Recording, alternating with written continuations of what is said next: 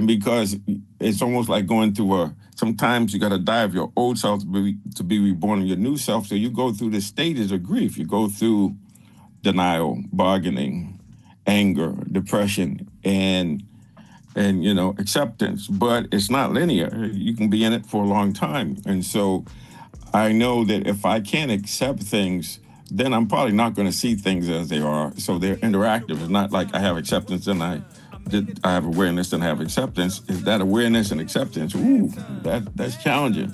But once I'm able to say that, to say, okay, I have an addiction, my life is unmanageable, then the third A, which is compassionate action, allows me to do something about it from the inside out.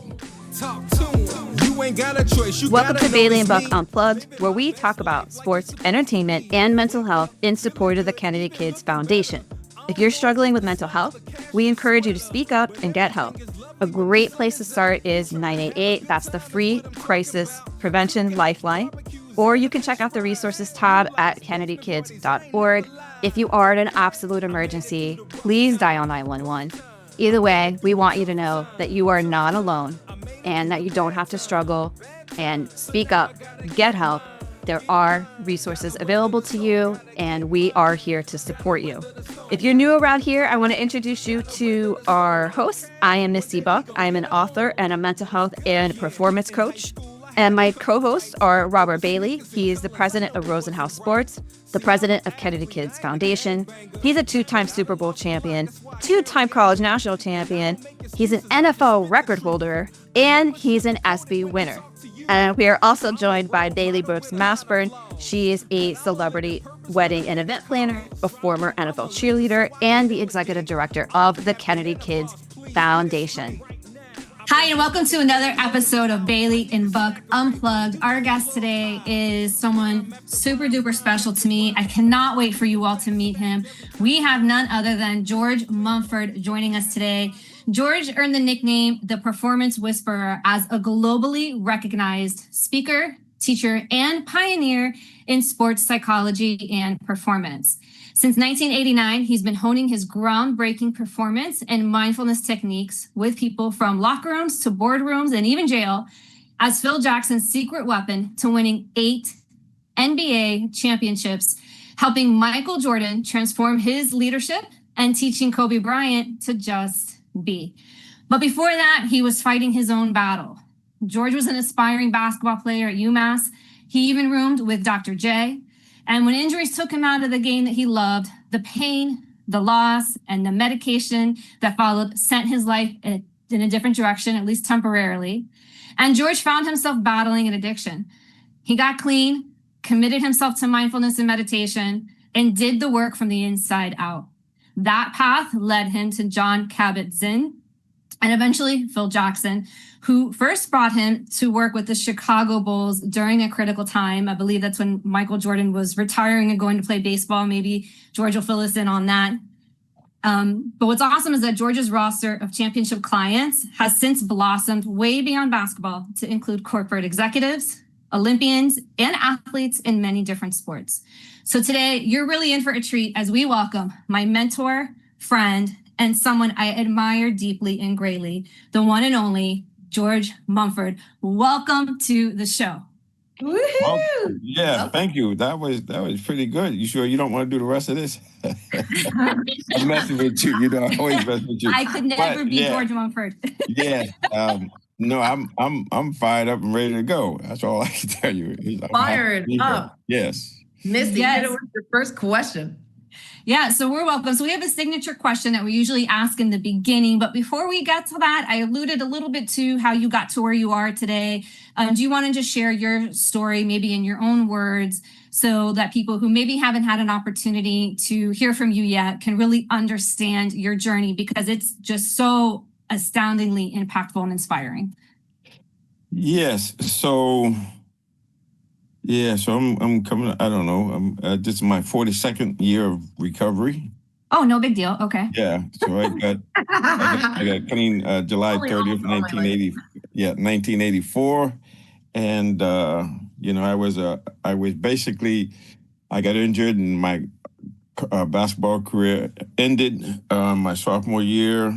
I got injured, and at that time I was working with, I was rooming with Dr. J, but I got addicted to pain meds and alcohol, and then started using illegal drugs. But I was a functional substance abuser, so I continued to work and whatnot. But I got clean in 1984, and then once I got clean, I changed my lifestyle, and obviously I found a power greater than myself that helped me to get clean. Some people would refer to that as God or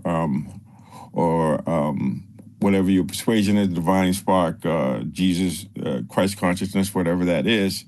But to me, that without that, I wouldn't be here. So just connecting to the higher power or to a power source. And so since then, I got clean, and I was working as a financial analyst, and I left my job and went back. Well, left my job, but I went back to graduate school and got an advanced degree in counseling psychology. But the interesting thing is when I got clean, I gave myself permission to read a book or read a paragraph as much as I needed to until I understood it. So I got really, I saw that I had to get intellectually stimulated. Today I call it pursuing excellence and wisdom with grace and ease for the highest good. I keep adding on to it because I keep getting more clever. It's a lifelong process. But in that time, I read over a book a week. So you just consider that 42 years, almost 42 years of reading at least 52 books a year. And that's not counting all of the other learning. So I'm really excited. So even though I've been clean all this time, I feel like I'm just getting started. And what I discovered is this idea of learning and achievement creates this energizing enthusiasm. Mm-hmm. So most people my age are winding down. I feel like I'm just getting started. I'm just winding up. And life is good. It's good. There's a book. There was a study by Harvard, longitudinal study of 80-something years with 80-some% participation. And basically what it says is life is good.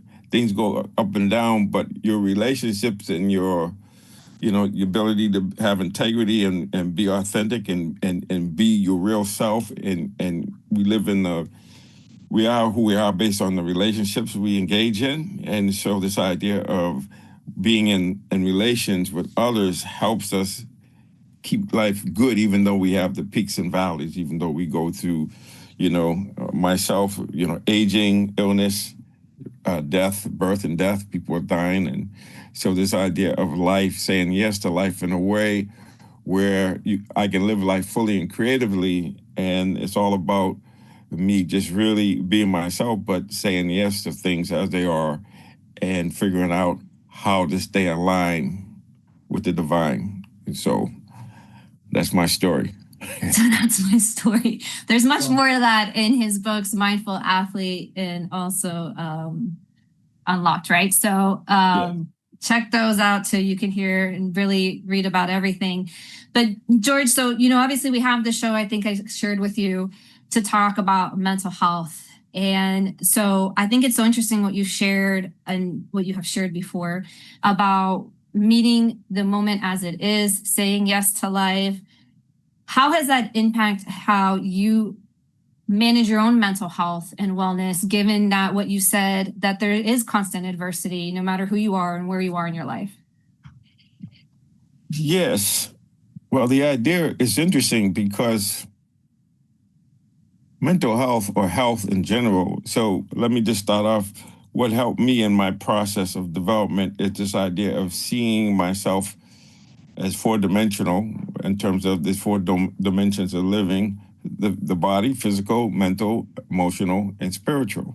Mm-hmm. So those aspects of being have to be cultivated and developed. And so just being able to, so the big change for me was really when I got clean and I discovered that I had chronic pain and I was self-medicating to some degree, and that I was in recovery. I had to overcome addiction or addictions. And this idea of realizing that instead of going to a doctor or going someplace and having them do something to me, it had everything to do with how I was showing up in my life. I was responsible. No matter what happened to me, I'm responsible, and I make choices.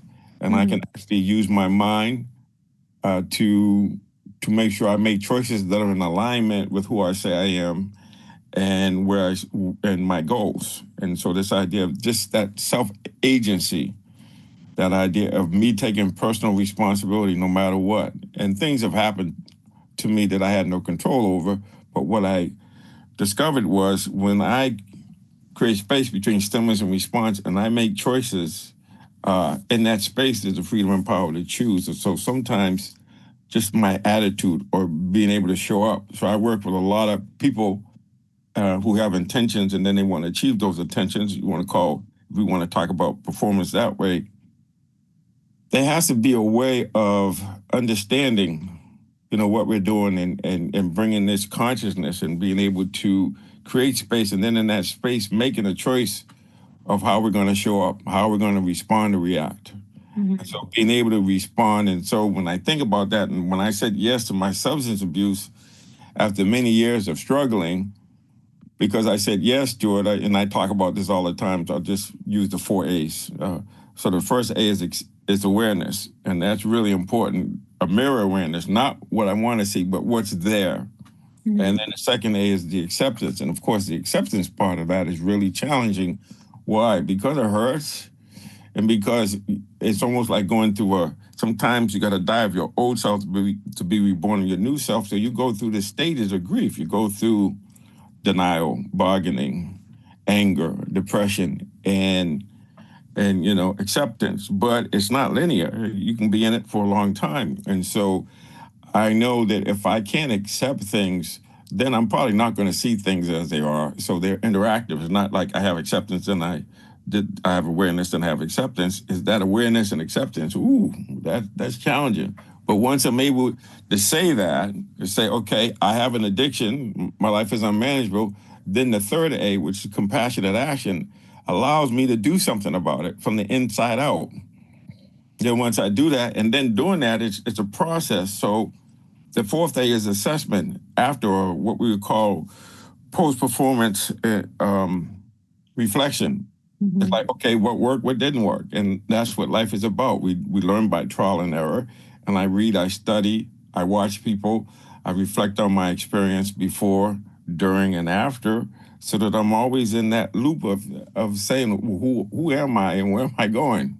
Right. Because the reality is, if I don't know who I am, I could end up being anybody, which I was. I wasn't George for a lot of years. And if I don't know where I'm going, I could end up going anywhere. So my job is to decide who I'm going to be, and I'm going to decide to be myself, not to be somebody else, but to let that masterpiece within me express itself and share it with the rest of the people. And then figure out how am I going to be here. So no matter what happens to us, no matter how difficult the situations can get, we always have a choice, and we want to choose wisely. Mm-hmm. Well, we made a wise choice in having you on as a guest. I will tell you that. And I just want to recap. I know, Bailey, you have a question. I'm going to let you jump in. But just to recap the 4 A's: awareness, acceptance, compassionate action, and assessment, for those who are listening and didn't get a chance to write all those down. So, Bailey. I was saying, like, you remember that scene in Indiana Jones where they've got they finally get to the old guy that's been guarding the cup of Jesus Christ, and he says, "Choose wisely." That's it. The way George just said that reminded me of that scene, because it's like it's make or break, and if you pick the wrong cup and you drank from it, you died immediately. And it just reminded me that I love this. I also love this. I had to write this down. Make choices in alignment with who you say you are. Now that's phenomenal. Like, it's hard to know where to start with you, because you blew my mind when you said you read 52 books a year. And so it killed me there. And then I was over here, I was like, make choices with who you are, like stay in alignment. And I love that, because I try to do that with friendships and relationships. I find that later in my years, I now am quick to cut something instead of wasting energy and time on it. Like, it's almost like Once you show me who you are, I immediately believe you, and then I can just walk away. There's no need for we don't got to explain it. We don't got to debate it. It's just not a good fit because it's not in alignment with who I am. What would you say are some of your core values now that you stick to? Like, what's your alignment look like? Yes. So I don't know how many years ago, could have been 15 years ago, whatever, I developed a charter. And so my charter is, well, why am I here? I'm here to release a divine spark in each and every human being. The values that are the values that are at the heart of who I am: of love, truth, curiosity, wisdom, integrity, selfless service, wisdom, courage, compassion. That for which I can be counted on for is to be loving with a warrior spirit, with a serving and compassionate heart, pursuing excellence and wisdom with grace and ease for the highest good. That's the game I'm playing. So if I'm out of alignment with any of that stuff, then so my core values, and it's interesting because having core values in a worthy cause are how we're able to matriculate levels of consciousness, levels of being. And so this idea of core values, and of course love, curiosity, truth, all of that, integrity, wisdom, selfless service, man, those things, I have some guidance. I have some ways. And so when I'm out of alignment, then hopefully the people around me, like Misty and like you, I just met you, will be able to say, okay, you're in that, I have a fancy car that has a blind spot. We all have blind spots, but you all can not only catch me when the car's behind me, but you can catch me when say, hey man, there's nobody behind you. You can go as fast as you want. You can go wherever you want to go. That is it. That is it right there. So that's my thing. Is about, it's like I'm here not just for me. My main thing is to get beyond this illusion of separateness. So I know that I and the other are one. I and the Father, however you want to say it. But it's just this idea of, being in love. I when I think of what Jesus Christ taught, in my mind, he taught two things: love everything and continual forgiveness. That's deep. Yeah, it's necessary too if you're in relationships with people. You want to stay in them. Yeah, especially your family and loved ones. Oh my goodness. You need all of that. I know you're a fan of my husband's, and so I have to tell you, I was mind blown. I was not a fan of his. I did not know who he was. It was a blind date, and when he walked in, I was just like, ooh, he's attractive, and that was pretty much all I knew about him. I hadn't seen a photo. I didn't know his name, but it was a blind date that lasted 5.5 hours, and he opened with, I need to talk to you about what your core values are. Here are mine. And that is how he started this date. And he has been that even same person he presented since day one. Like, he really knew who he was and reads the books, and just the intelligence level was ridiculous. And so I wasn't raised with what are my core values. And when I asked you the question, I really more paid attention to how quickly you were able to list them and how many there were versus when you ask other people and they're like, well, one of my core values is trust, and because it's obviously not part of their regular speech because it's not something that just rolls off their tongue. So what would you say to like our fans and our audience and our listeners out there just about how to instill core values into your teens? Because that was not something that was instilled in me. And I was the one that was humming and hawing after listening to Jamal for an hour about his core values and half the time listening because the other time I was like, oh my God, he's going to flip this on me. What are my answers? Yes. Yes. So, I work with different organizations and whatnot. And recently I was working with this NHL team. And they called me and I went in and when we have, training camp, I went in and I met with them and talked to them. And in the interim, by the time I went back, the coach had been fired and they had a new coach. And so we had to go in and talk. And I know there's a book called Tribal Leadership, and it talks about the 5 stages of of a team or of a tribe. And to go from one stage to the other, you need two things: core values and a worthy cause. And so when Phil Jackson took over for the Chicago Bulls, I'd say the Bulls were at stage 3. And by the time they started winning three-peats, they were at stage 5, which is life is great. Now, in the other stages, the first stage is life sucks. I'm just kind of paraphrasing it. Second stage is my life sucks. So you get with people and talk about how things are not good, and now we're talking about gang and prison, that kind of level. And then the third stage is I'm great and you're not. Now that's where you got people who think they're great. You're at the glass ceiling, and anybody who is a threat is denied or dominated or has to bend the knee. Okay, that sort of thing. And so when Phil took over for the Bulls, it was Michael and the Jordanaires. Michael's great, nobody else is not. Everybody else is not. And Phil had to convince Michael and others to say, hey, great players make everybody else great, so you have to share the burden. So you get to, we're great and they're not. But then that's only a temporary step. And then the next stage is going to be life is great. And so for us, you need that worthy cause and core values. And so I would say the interesting thing when I think about things, how do I put this in real time? Well, when I watched the USA win the gold medal, I noticed a difference between them and Canada. And I know some of the players in Canada because I work with some of them. I thought the Americans, although the Canadians, you might say, outplayed them to some degree, the Americans had a worthy cause. It was about those two brothers that got killed. And so they were trying to win for something greater than themselves. And I think that's what carried them over.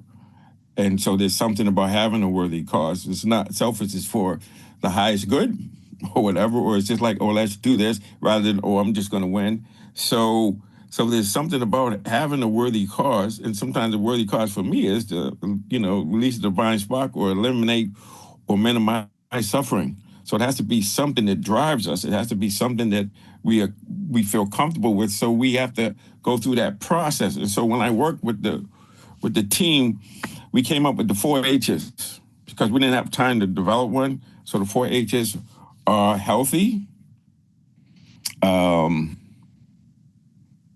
happy, healthy, or healthy, happy, humble, and hungry. So they can put them in different orders, but I like the happy, the happy first, starting off with the Broaden and Build theory with the positivity. Happy, healthy, humble, and hungry. And so that's what we worked on. We worked on those things because we didn't really have time to develop one. But you develop them, and Steve Kerr, when he's one of my guys, I worked with him when he was, with the Bulls. His 4 core values for the Golden State Warriors were joy, mindfulness, compassion, competition. And so when you could notice when he had the talent and when they won, it's because they were in alignment with those values. So they're like guiding ideas and principles. And so when you don't, so we all have to figure that out. Now we may have them, but they're not written and they're not top of mind. But to me, if they're top of mind and you keep them in mind, you're going to be aligned. And that's the thing. You got to ask yourself, what, who or what is driving my activity? Mm-hmm. It almost sounds, George, like with what Bailey was asking about sharing that with teams, it almost sounds like treating your family like a team unit, right? So your family unit, we have our core values as a family, and then that helps the individual develop their why, their core values, all these things that you're talking about as they grow. As you have a great relationship. It takes time. It takes patience. And it takes, you have to ask, well, what are we going to create together? And so that's why it's challenging to not have the people who are in who are stakeholders that have a say in what your core values are. So that's where I find like, I'm like, how do I get these? How do I teach a parent necessarily to instill these in a teen? Because like, since we've never had, I mean, we're looking at a generation like my generation, born in 76, right? My mom, born in 52, she has none of this. She has none of this conversation. She has none of this communication, you know. And I remember when I was younger, no one talked about mental health. It was, Right. oh, That's right. you're going to drive me to a nervous breakdown was the word. That's right. And nervous breakdown was the word we used. And back then it was, you were mentally institutionalized and you went to the crazy home. And then that was the extent of what we knew. So now how do I teach a parent now as the executive director of a mental health foundation, how to instill these core values and give them a sense of basically purpose, a worthy cause, something greater than themselves? Like if for a teen that's struggling, so that they could align correctly and then start looking at like their friend group. And I'm teaching people that are sometimes my mom's age. Yeah, that would be my age. I think I'm older than your mom. So yes, but y'all two are just like not cracking. Yes, exactly. So the thing is, in the tribal leadership, they talk about it, how to do that, but it's really just reflecting on a past experience where you felt really good and connected. And I know when I stopped engaging in athletics on a team level, the thing I missed the most was the camaraderie, being connected with others with the same purpose. And so the idea of understanding, well, what are the core values? And of course, you know, if you're Buddhist, you might go by we have these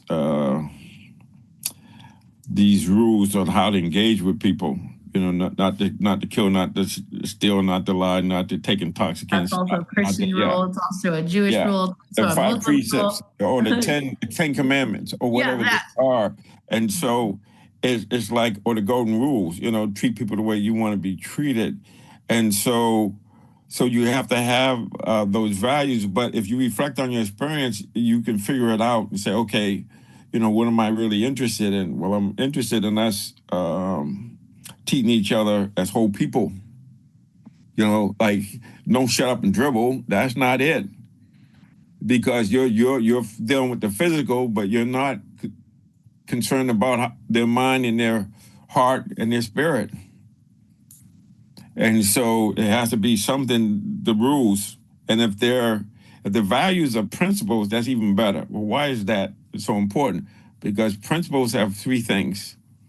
They're universal, timeless, and self-evident, which means you can evaluate them. And it's always true. No, if you don't have to believe in gravity, but if you go up, you will come down. You have to believe. But you have to align. So there's a lawfulness in the universe. There's things that allow you to be loving, to be compassionate, to seek to be wise, or seek to understand rather than to be understood. So it really is this idea of having a conversation of what kind of life you want to have and what are the qualities of that and what are the values or the principles engaged in that activity. Yeah, no, and that really does help, like aligning them with like what type of life they want to have, like long term. But in the beginning of your life, like let's go back to like 80s, right? What type of life did you want to have? Like, why do you feel like you were doing illegal drugs? And then what was the caveat for you? Yes. Well, that desire a different life. Yeah. So for me, it was really clear. With most people, I had I was seeking the spirit of John Barleycorn instead of seeking the spirit of Jesus Christ and Buddha and all those other guys. There was something missing. There was a hole in my soul, and I didn't know how to deal with it because I was super sensitive. I'm an empath, so I feel people's pain. I feel people's joy. And I didn't know what to do with that. No one told me, oh, you know, you have that whatever you're feeling, that's not yours, but it's giving you an idea of how people are dealing with it, and maybe you can help them because you can help them kind of go with that. But it really, for me, it was, I got to the point where I couldn't stop and I couldn't keep going called boredom, or what I call the AOF method of motivation. I talk about this in my Mindful Athlete book.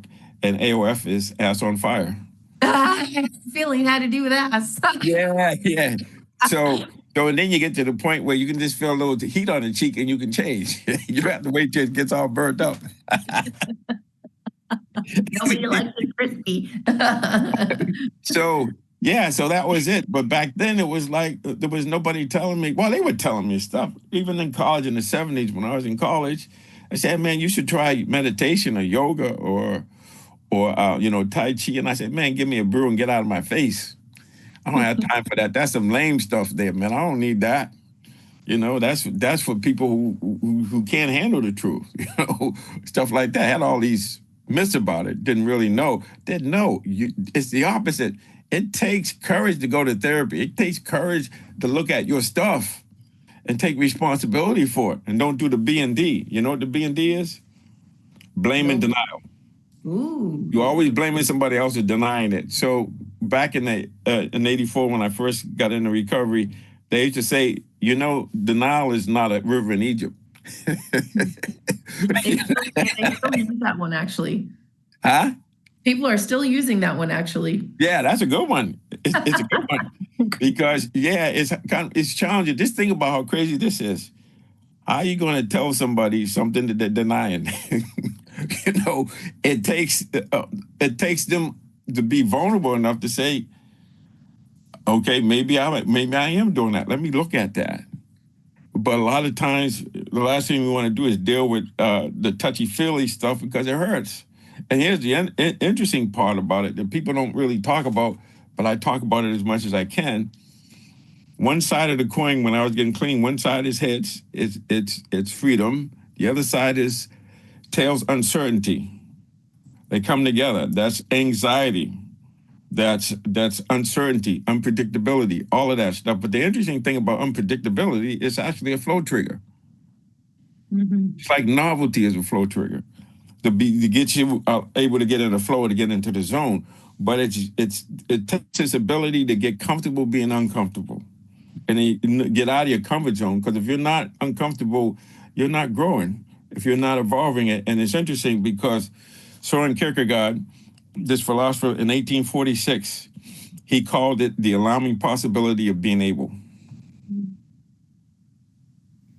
So think about that. So he's saying they come together. But if you embrace it, say yes to it, it's not a problem. And so in my almost 42 years, 41 and a half years of reading books, at least one book, not one book, but more than one, but at least one. There's a book that I read back in '84 when I was first in recovery. It's called The Road Less Traveled. And in that book, and it's interesting because Oprah Winfrey had him on his show, and that book, The Road Less Traveled, stayed on the New York Times bestseller list for 10 years straight. And the book starts off with, life is difficult. That's the first line. Yes, that's the first line. But if you understand, if you accept and understand that life is difficult, it is no longer difficult. Mm-hmm. So another book I read was Man's Search for Meaning. And he talked about ways of finding meaning. But one of the things he thought was profound, he says, in the space between stimulus and response, we have the freedom and power to choose. Now, what he said is profound, a lot of things. But the main thing he said is when you find meaning in suffering, it ceases to be suffering. Accurate. That would make it a lot of sense. And so that's the thing. So we kind of say, instead of being like, like my buddy Cash, need to learn how to walk. He's falling down, getting up, and he's having that same enthusiasm. He's not looking around to see who saw him fall or how many times he's going to give himself to try to walk. No, you just have this, you have this curiosity. You're just, he gets a little shaken. He's shaking that thing for half an hour. He's just doing him. You understand what I'm saying? So that childlike sense of wonder, of looking at things with curiosity, interest, it's interesting because when we become interested in something, it becomes interesting. I love what you were sharing about flow triggers. There's a lot of conversation around flow and flow triggers these days. And I had some meditation questions for you too, if we have time for that. I'm sure Bailey has other questions. So we'll see how much we actually can get to. You're just a treasure trove of information. I would love you to get to the flow triggers because this is the first time. So I wanted to kind of come back to that because one thing that I learned from you, George, is that challenges, yes, they're an opportunity to grow and all that. But what's really interesting is when you framed it to me this way. And you said that without challenges, how do we know what we're capable of? Because every time you face a challenge, you prove to yourself what you can actually do, which you would not have known had you not been faced with that challenge. So I've always I started looking at challenges through that lens. And I thought that was really interesting. So do you want to elaborate a little bit maybe on flow triggers and kind of how all those things come into play? Yeah. So when you look at elite performers and elite performances, you'll find three things that they have in common. The first thing they have in common is they have this, what Sean Core, this guy wrote a couple of books on happiness, the happiness advantage, and he calls it positive genius.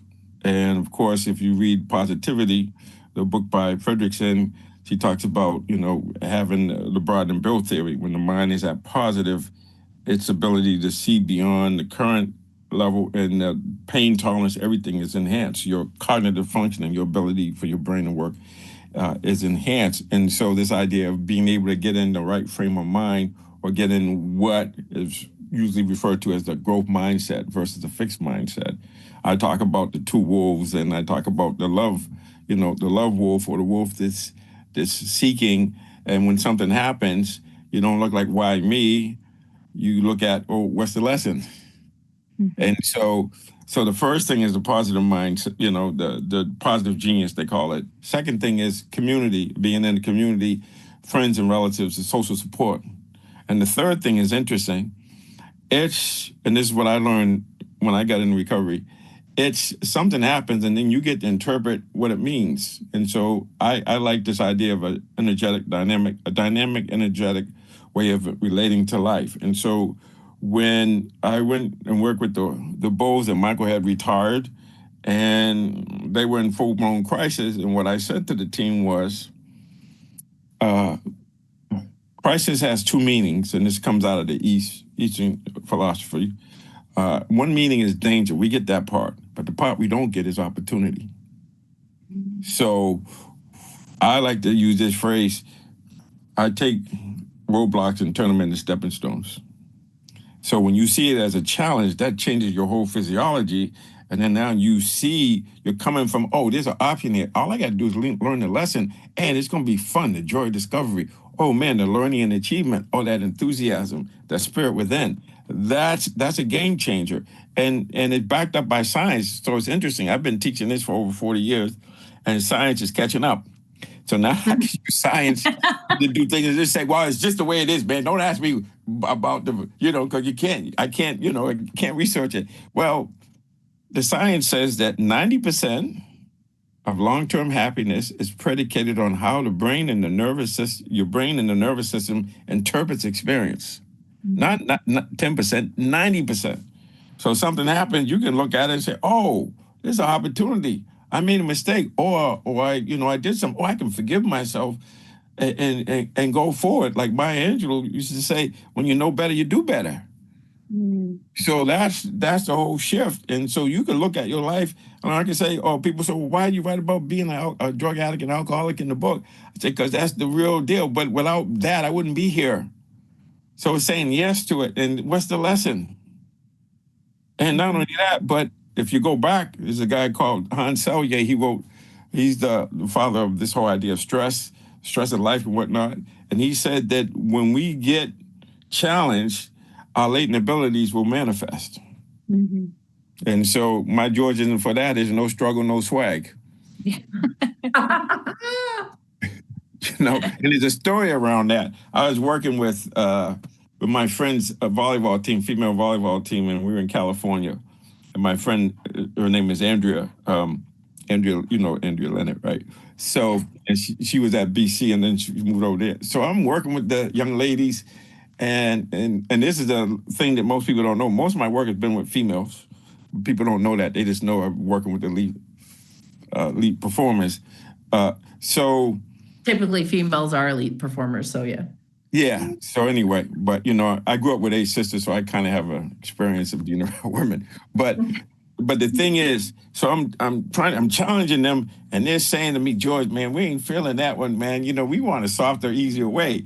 And so my response was, you know something? No struggle, no swag. I got swag. I earned that. This is a swag moment. What you gonna do? Like quilling the game. Are you gonna get down? What you gonna do? You got to get up and down. Get off the wall. Dance. Come on.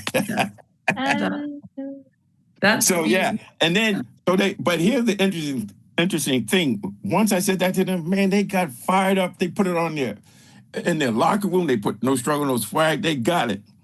And that was, that's the interesting thing. When you see that you actually connect with them and you see them take ownership, man, that's powerful. I love a good light bulb moment.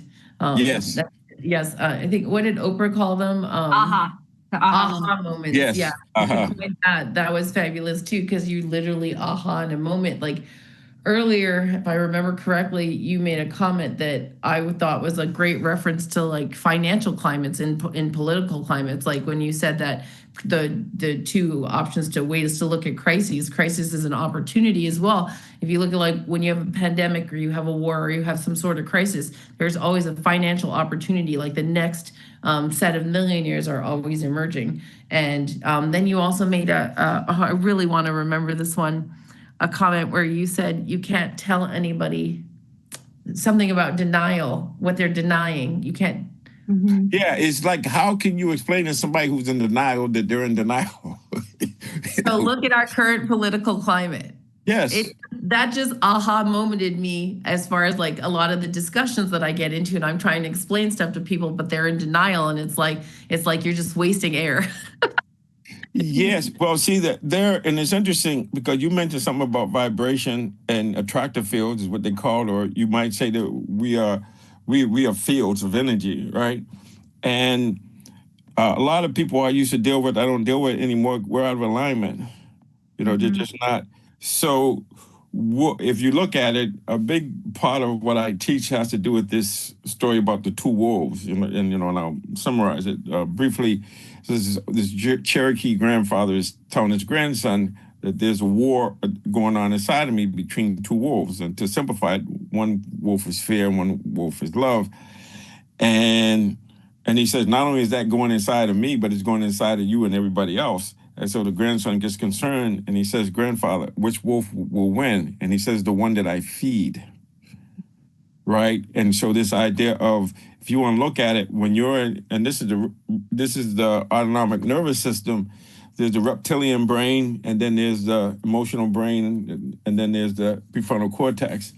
And what happens is when we're in survival mode, we're in fear, the options that we have in front of us is fight, flee, freeze, or fawn, which is bending the knee. Okay? So that's how you relieve the pressure. But if you have the courage, you can take the fight and channel that energy to do the right thing, to actually, like, okay, how can I do this? Oh, there's no food in this forest. Let me go over there and see if there's food. But that you use that energy to move that. Now, the other part of that, I'm right-handed, so this left brain, that is where that is happening, and it dominates.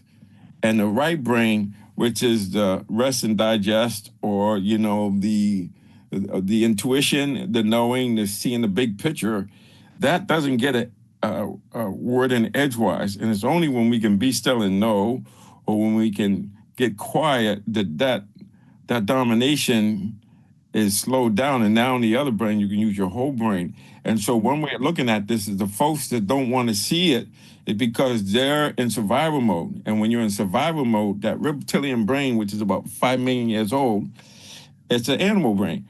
And when it's scanning, it's not looking for opportunities. It's looking for danger. So 9 out of 10 thoughts are going to be negative.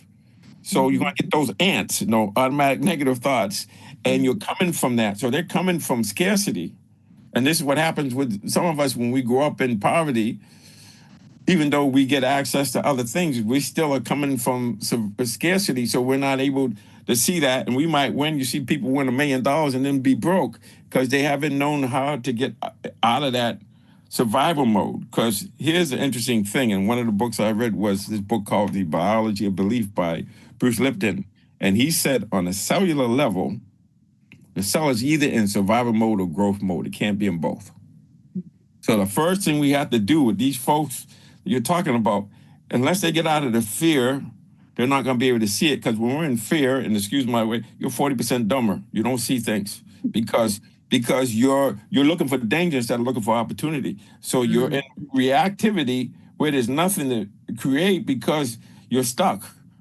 Instead of getting out of that and being in the growth mindset, the growth mode, and looking for what's the question or who am I, and creating that space so you can really think about what you're doing and being responsible for that.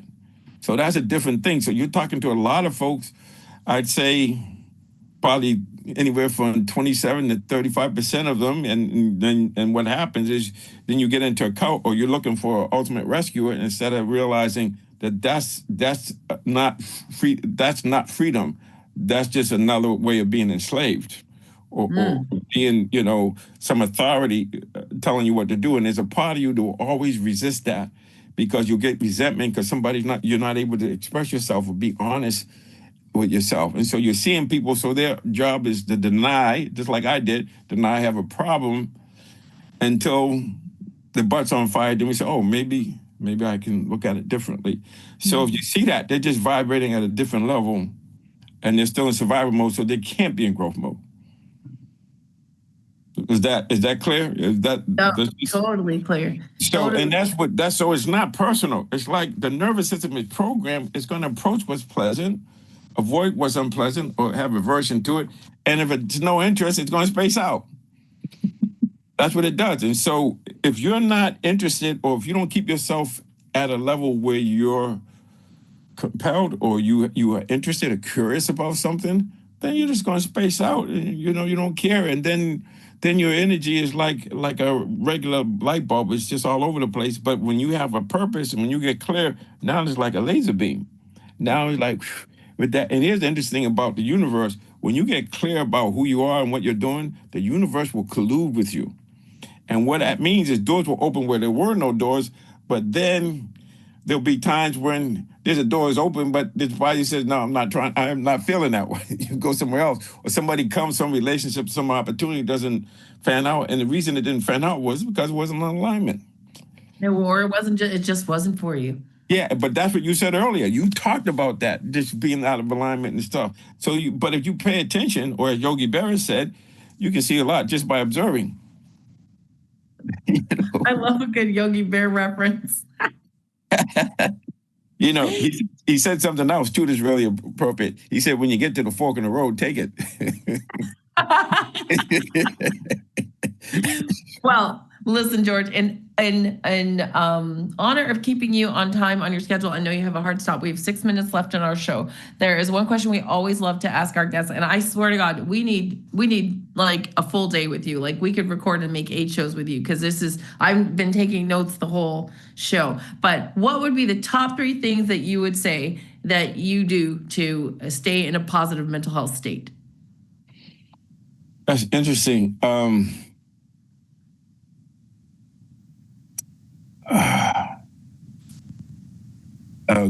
I would say it depends. It's like this.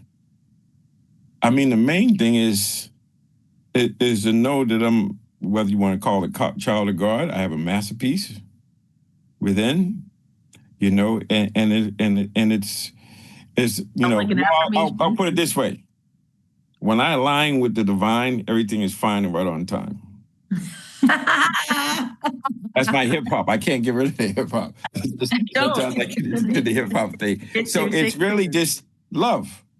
It's like, how do I say positive? It's interesting because I was on a couple of podcasts. One was Lewis Howell, the School of Greatness, and the other one was Tim Ferriss. And when I listened to them, because I always listen and record everything, and I listened to it, and I said, wow, I answered. They said, what 3 things do you know? And And I answered the same question. And I'm going to give you that answer now. The only time you have is now. The only one you can be is you. And all you need is love. Oh, I love that. I love that. Well, if our listeners want to find you and follow up or access some of your materials or additional coaching or just more time with you, where should they visit to follow? Yeah, they can Sign go up for the spring course. Yeah, you can go to georgemumford.com, but I also have a spring course called the Mindful Athlete course online. And we start a new one on April 15th. And we always have, this will be like our 14th class, I think. It was started in 2020. 6-week study group. And we have a theme. And the theme on this one is we're going to be focused on patience, the developing patience. Yes.